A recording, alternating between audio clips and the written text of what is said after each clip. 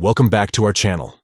In today's video, we'll be showing you how to rename a custom list in Facebook on your PC. So, let's get started.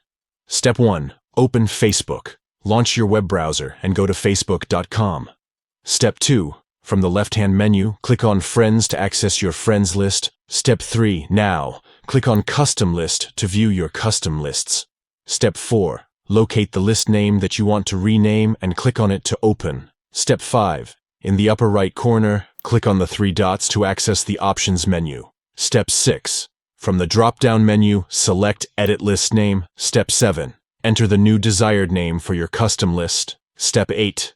Finally, click on Save to apply the changes, and there you have it. You've successfully renamed your custom list in Facebook on your PC.